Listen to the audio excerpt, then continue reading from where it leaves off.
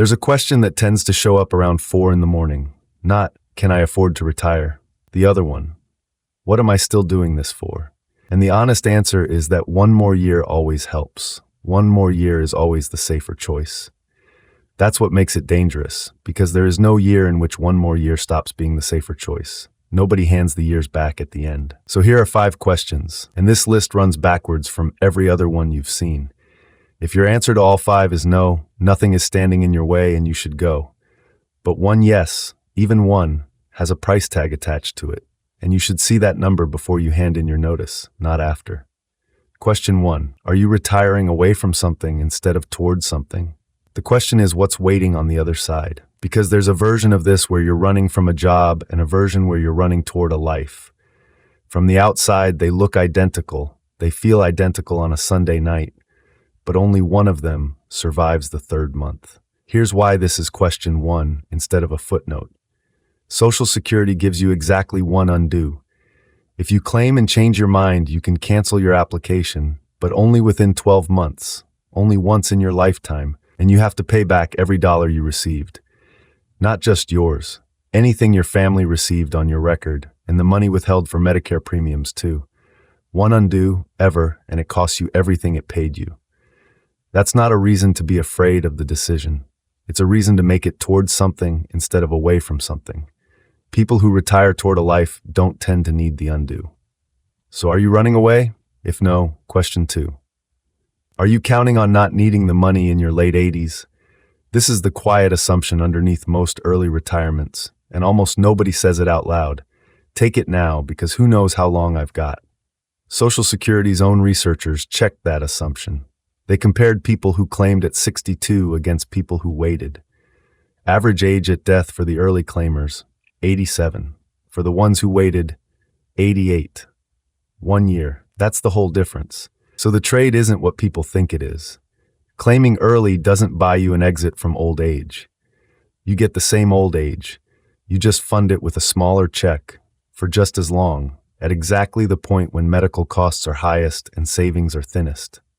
And here's the part that reframes the whole debate. The same researchers note that because the early reduction and the delayed credits are roughly balanced by design, lifetime totals come out about the same either way.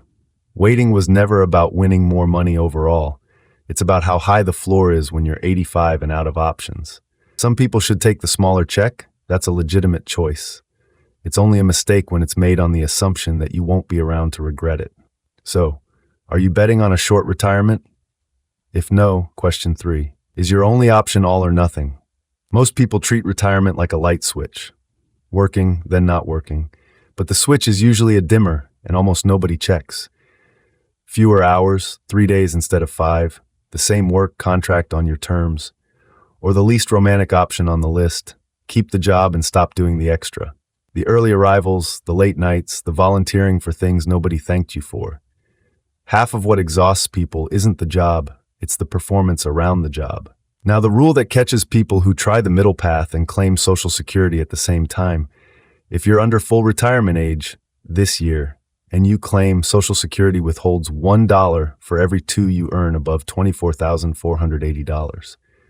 Sounds like a penalty for working. It isn't, and this is the part that almost never gets explained. That withheld money comes back.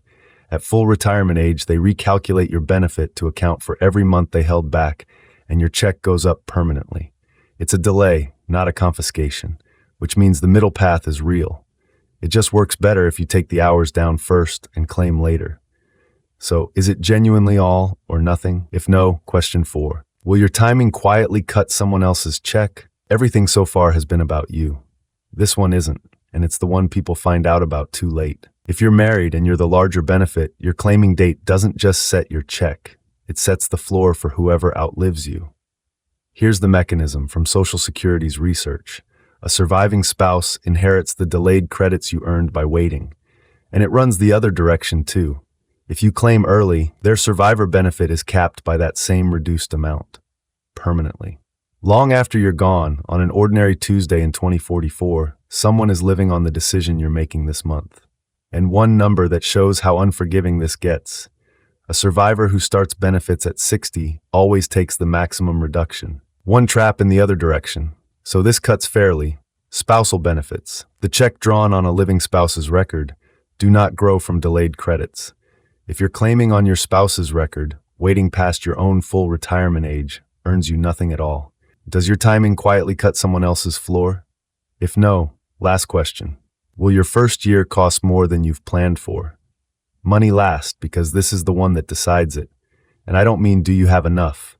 That's between you and your own numbers. And anyone on the internet who tells you a magic figure is guessing. Your first retirement year is the strangest tax year of your life, and 2 of its bills arrive late. Here's the first one. Whether your Social Security gets taxed isn't based on your Social Security. It's based on a formula. Half your benefits, plus all your other income, including the tax-free interest you assumed didn't count. Cross $25,000 single, 32 joint, and part of your benefits become taxable. Your final paycheck, a vacation payout, a pension starting mid-year, all of that stacks into the same first year. And the second bill arrives 2 years late. Medicare sets your premium using your tax return from 2 years ago, which in your first retirement year is a year when you were still working full-time. So you get billed on income you no longer earn. That one has a fix, and it's the single most valuable form nobody files. Form SSA 44. Retirement itself qualifies. Work stoppage is right there on the list.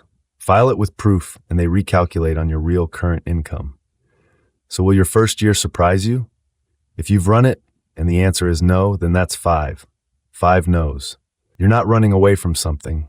You're not betting on a short retirement. You had other options, and you looked at them anyway. Nobody else's floor drops because of your timing, and your first year holds no surprises. Then there's nothing left on this list standing between you and your notice. Go. And if you got a yes somewhere, that isn't a stop sign.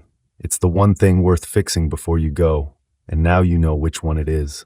Each of these 5 has a full breakdown on this channel. Cards above, sources below, every one of them a government page you can check yourself.